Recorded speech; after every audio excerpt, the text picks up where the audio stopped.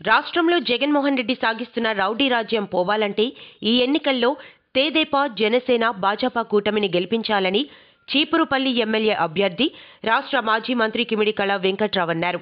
వైసీపీని ఇంటికి పంపితే వచ్చేది రామరాజ్యం అన్నారు. మే 13న జరగనున్న ఎన్నికల్లో సైకిల్ గుర్తుపై ఓటేసి గెలిపించేందుకు ప్రజలంతా వేయి కళ్లతో ఎదురుచూస్తున్నారని, అందుకు ఈ సభ నిదర్శనమన్నారు.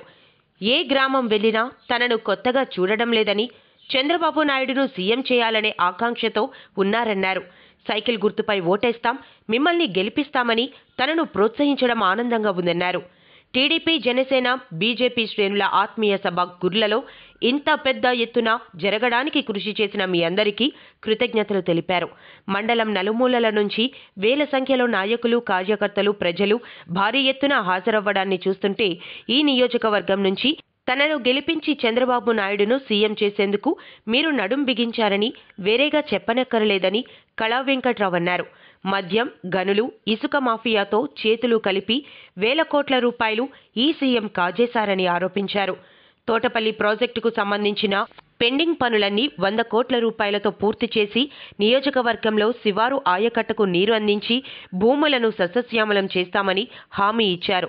ఈ సందర్భంగా మండలంలోని పోలాయి వలస, పాలవలస, ఆనందపురం, సొలిపి, సోమరాజుపేట, భూపాలపురం, అచ్యుతాపురం, గరికి వలస తదితర పంచాయతీల నుంచి టీడీపీలోకి చేరిన వారికి కండువా కప్పి కళా వెంకట్రావు ఆహ్వానించారు. మాజీ ఎమ్మెల్యే గద్దె బాబురావు, తెదేపా రాష్ట్ర కార్యదర్శి కిమిడి రామ్మల్లిక్ నాయుడులు మాట్లాడుతూ వైసీపీ ప్రభుత్వాన్ని తూర్పారబట్టారు. పార్టీ సీనియర్ నాయకులు వెన్నె సన్యాసి నాయుడు, టి కిరణ్ కుమార్, చనుమల్లు రమేష్, జనసేన నియోజకవర్గ సమన్వయకర్త బిసినిగిరి శ్రీనివాసరావు, బీజేపీ కన్వీనర్ ఎస్వీఎల్ఎన్ రాజు,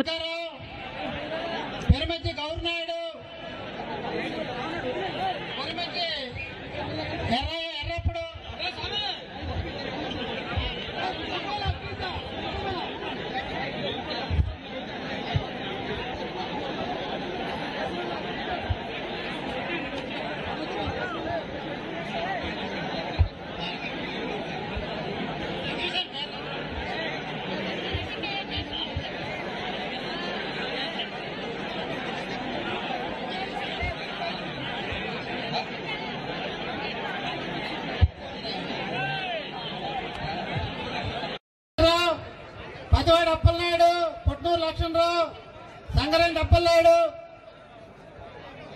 బాబా అయిపోయిన వాళ్ళందరూ కూడా ఆ పక్క నుంచి స్టేజ్ దిగిపోవాలి.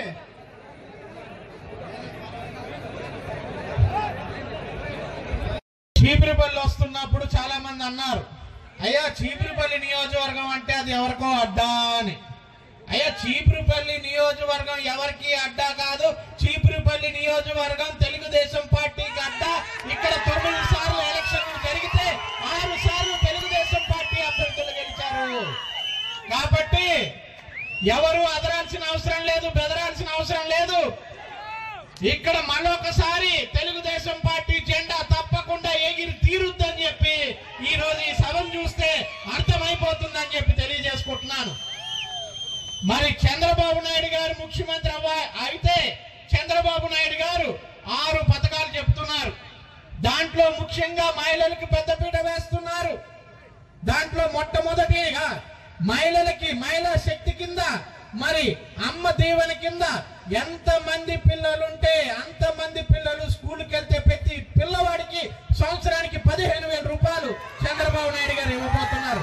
జగన్మోహన్ రెడ్డిలో మోసం చేయమమ్మా. జగన్మోహన్ రెడ్డి మరి ఆ రోజు మరి ముద్దులు పెడుతూ అన్నాడు, నేను మావయ్యను అవుతానని చెప్పి. ఆయనలో మేము కంసు మామూలం అవ్వం. ఆయన 15,000 చెప్పాడు. ఆ రోజు ఎంతమంది పిల్లలు ఉంటే అంతమందికి అన్నాడు. దాన్ని తల్లికి అన్నాడు.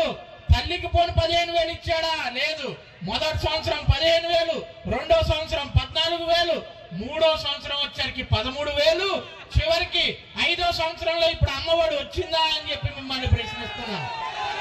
అంటే అమ్మనే మోసం చేశాడు జగన్మోహన్ రెడ్డి. మనల్ని మోసం చేయడం వింత అని చెప్పి ఈరోజు అడుగుతున్నా.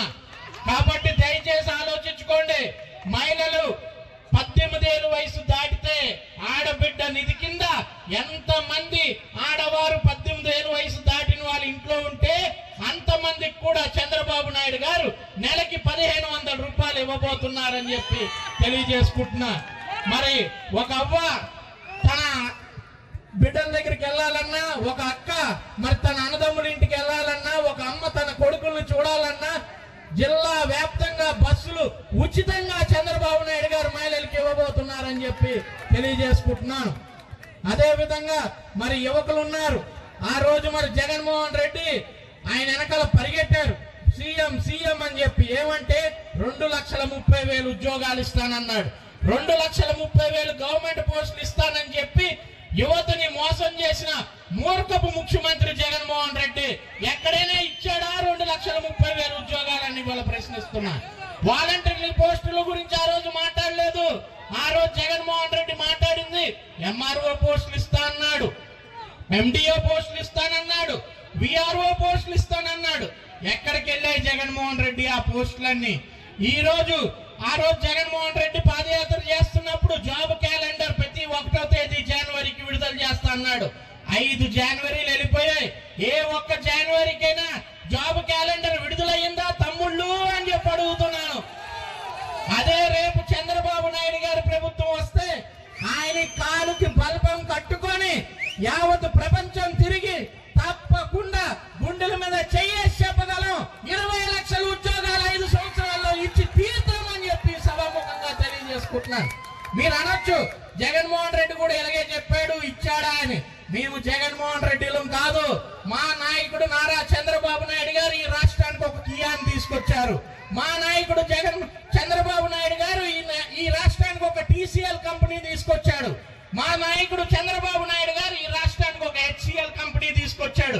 ఉమ్మడి రాష్ట్రంలో బిల్ గేట్స్ తీసుకొచ్చినా, నవ్యాంధ్రప్రదేశ్ కి బిల్ గేట్స్ తీసుకొచ్చినా అది కేవలం నారా చంద్రబాబు నాయుడు గారి వల్లే సాధ్యమైంది. కాబట్టి మేము గుండెల మీద చెయ్యేసి చెప్తున్నాం, 20 లక్షల ఉద్యోగాలు